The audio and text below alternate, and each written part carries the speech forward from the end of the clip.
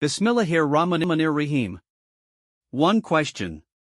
What if I asked you, who is the biggest enemy in your life? Satan? The world? Or bad people? Most people would choose one of these. But what if I told you your greatest enemy is not outside you? It's not even visible. It lives inside you every day. It pushes you toward sin. It makes you lazy when it's time to pray. It whispers, repent tomorrow. Just this once. Everyone is doing it. The saddest part is that many people spend their whole lives without realizing whether the voice they follow is Allah's guidance or their own nafs. So how do we recognize the nafs? And how do we control it?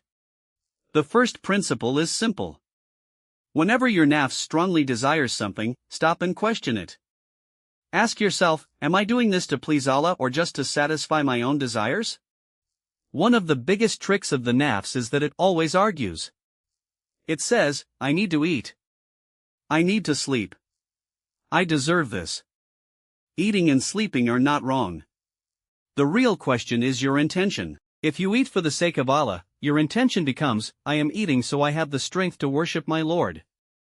But if you eat only for pleasure and forget Allah, then your nafs is leading you.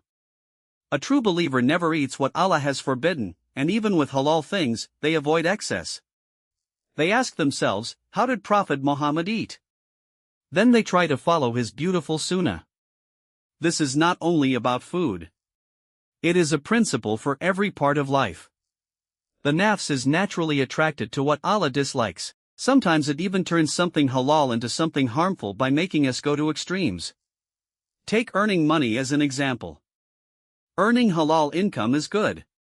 But if someone spends all their time chasing wealth, forgets their prayers, neglects their family, and forgets Allah, then the nafs has deceived them. The nafs keeps saying, it's not enough. Earn more. More. Even more. But the soul says, whatever Allah has given me is enough. Even during hardship, the soul remains grateful because every difficulty can bring a believer closer to Allah.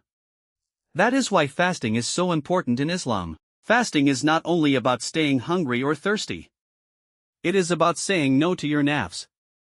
The nafs says, eat. The believer replies, no. Allah has forbidden it for now. The nafs says, drink. The believer answers, no. Allah's pleasure is more important. This is the real struggle. This is the true jihad against the self. A believer says, O Allah, even if I don't understand today, I trust that you know what is best for me. I choose to obey you. This trust is called Iman. In part 2, you'll discover why fighting your nafs is called the greatest jihad, how the nafs quietly destroys a person, and the powerful secret to defeating it before it defeats you.